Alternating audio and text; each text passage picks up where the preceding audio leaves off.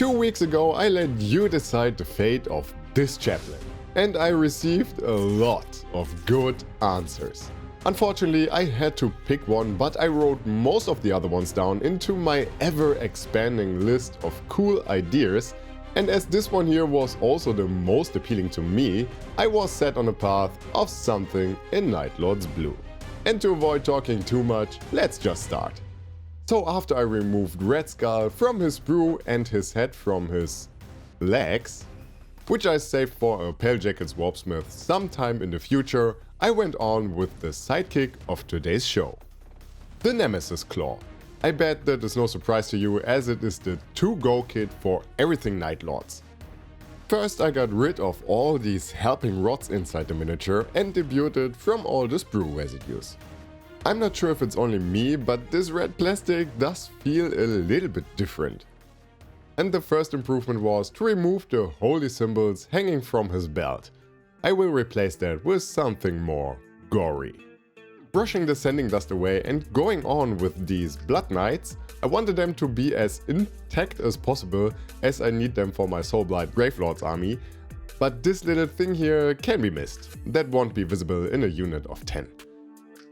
And after that I started removing the skull from his soon-to-be unholy scepter, let it rest for a while as I wasn't sure how I want to build this one, and went on with his bolt weapon.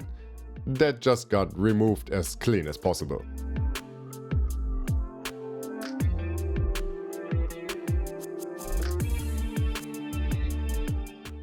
And after that I removed the skull to be able to replace it with another skull that will be replaced soon as well. And I wanted you to know that this one here is also very high on my priority list. I am totally gonna do this. Today I bought Nomad Scarp so I can create something cool and maybe even helpful for you as well.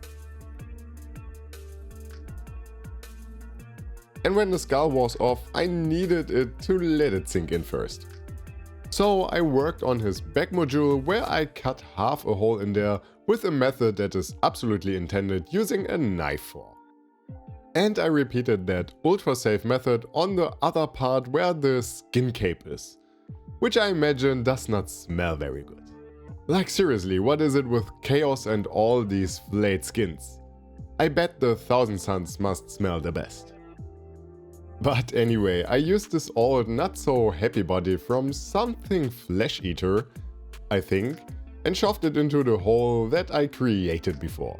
And with that in place, I called the back module done and went on with this lovely face.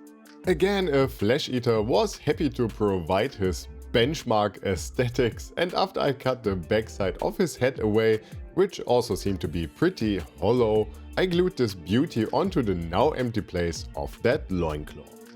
And I found some additional bones which are as well provided by a Flesh Eater kit and glued them beside the head to match the aesthetic of his flesh cape on the backside.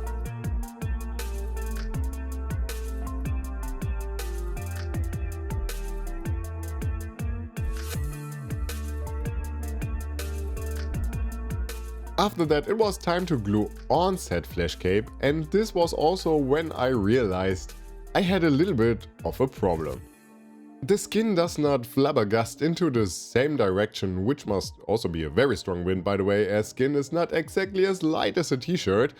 But anyway, I used this bit which I, for the love of the four gods, don't know where it comes from, but it fits very perfectly onto the new loincloth. I just had to bend it and cut one of the sides a little shorter. And bending is the right word here, as I thought I could just bend the original loincloth as well. I mean, it looks cooler being damaged and bent compared to not being bent at all. I mean, caring about physics sells the effect. And after that little mind-bending commentary, I glued his second loincloth out of soon-to-be skin over his original one. As well as one of the pauldrons from the Nemesis Claw kit and a helmet or a bear hat. A helmet it is. And while I was looking for some basing bits, I found this old banner top here and thought I really have to use this one. So off it went for a higher purpose. Luckily the old one came off as easy as the new one came on, and after that it was time for his bolt pistol. Just a standard Chaos Space Marine one where I cut the hand away. And when that was done and he had something to preach the words of the Nightlords from afar, I finally used the Blood Knight thingy and glued it onto his belt as a trinket. Funny that this red guy will turn dark blue very soon. But first I needed a base and thought about something urban. A pile of broken down buildings or something, so I have sawn apart some orc terrain bits and glued them new together on a 40mm base.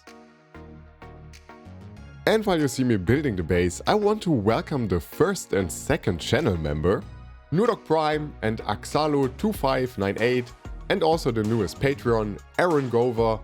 Thank you all for the support. This is a cool looking part that has to go to the front.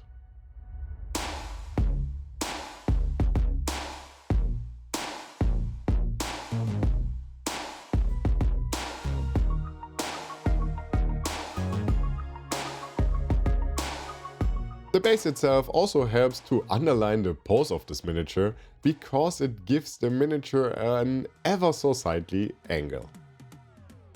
For the painting I went on with the classic Nightlord colors of Nightlords blue as a midtone, dark purple wet blended in there for the shadows, and wolf grey for the more elevated parts.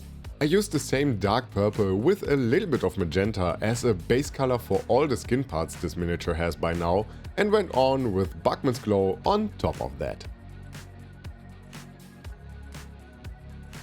And when that was dry, I went on with another coat of Buckman's Glow and Elfic Flash in a 50-50 mix. I aim for the most raised parts, like the end of the skin here, and the most upward facing folds in there. The golden parts get a coat of Pro Acryls Bronze and Dark Silver for his bolt pistol.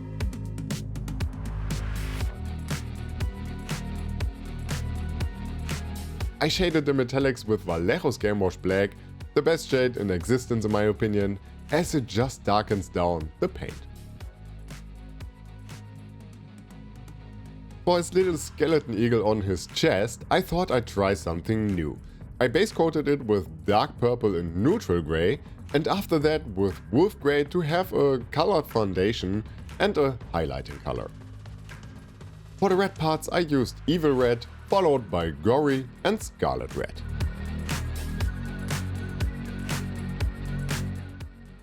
And for the oath papers and bone parts I used Dark Rust as a foundation and a 50-50 mix of Dark Rust and Elfic Flash as a midtone.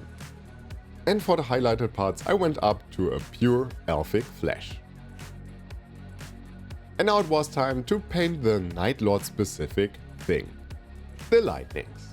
I started with Vallejo's turquoise and a tiny amount of water, so the paint becomes a little bit translucent.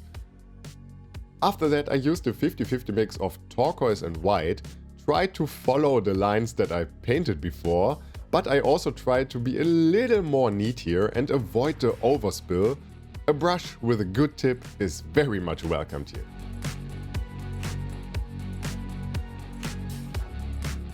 And as a finishing touch, I used a pure white.